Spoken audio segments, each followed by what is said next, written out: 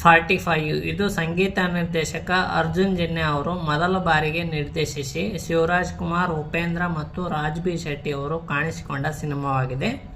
Cinema ಹೇಗಿದೆ, ನನಗೆ ಏನೇನು ಇಷ್ಟ ಆಯಿತು, ಏನೇನು ಇಷ್ಟ ಆಗಲಿಲ್ಲ ಎನ್ನುವುದನ್ನು ಈ ವಿಡಿಯೋದಲ್ಲಿ ನೋಡೋಣ. ಮೊದಲಿಗೆ ಸಿನಿಮಾದ ಒನ್ ಲೈನ್ ಏನಂದರೆ, ಸಾಮಾನ್ಯ ಸಾಫ್ಟ್ವೇರ್ ಉದ್ಯೋಗಿ ವಿನಯ್ ಆಕಸ್ಮಿಕವಾಗಿ ರಾಯಪ್ಪನ ಪ್ರಾಣಕ್ಕಿಂತ ಪ್ರಿಯವಾದ ನಾಯಿಯನ್ನು ಸಾಯಿಸ್ತಾನೆ. ಅದಕ್ಕೆ ಸೇಡು ತೀರಿಸಿಕೊಳ್ಳಲು ರಾಯಪ್ಪ ವಿನಯ್ಗೆ ಸಾಯಲು 45 ದಿನಗಳ ಗಡುವು ನೀಡುತ್ತಾನೆ. ಈ ಸಂಕಷ್ಟದಿಂದ ವಿನಯ್ನನ್ನು ಶಿವಪ್ಪ ಹೇಗೆ ಉಳಿಸುತ್ತಾನೆ ಮತ್ತು ಈ 45 ದಿನಗಳಿಗೂ ಗರುಡ ಪುರಾಣಕ್ಕೂ ಇರುವ ಸಂಬಂಧವೇನು ಎನ್ನುವುದೇ ಸಿನಿಮಾದ ಕಥೆಯಾಗಿದೆ.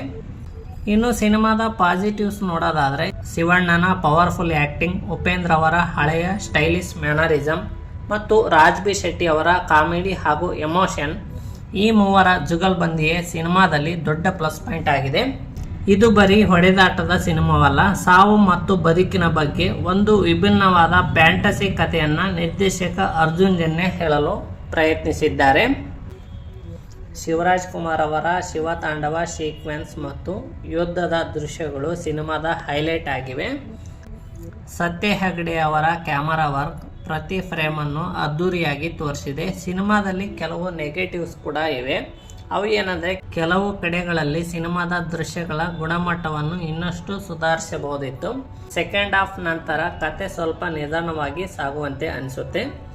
ಕೆಲವು ಅನಗತ್ಯ ದೃಶ್ಯಗಳು ಸಿನಿಮಾದ ವೇಗಕ್ಕೆ ಅಡ್ಡಿಯಾಗುತ್ತವೆ.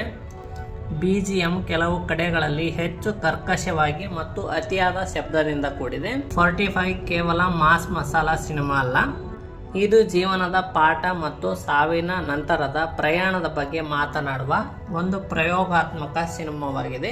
ನೀವು ಈಗಾಗಲೇ ಸಿನಿಮಾ ನೋಡಿದರೆ ಹೇಗಿದೆ ಅಂತ ಕಮೆಂಟ್ ಮಾಡಿ. ವಿಡಿಯೋ ಇಷ್ಟ ಆಗಿದ್ರೆ ಲೈಕ್ ಮಾಡಿ. ಹಾಗೆ ನನ್ನ ಚಾನಲ್ ಸಬ್ಸ್ಕ್ರೈಬ್ ಮಾಡದಿದ್ದರೆ ಸಬ್ಸ್ಕ್ರೈಬ್ ಮಾಡಿ ಹಾಗೂ ಬೆಲ್ ಐಕಾನ್ ಕ್ಲಿಕ್ ಮಾಡಿ.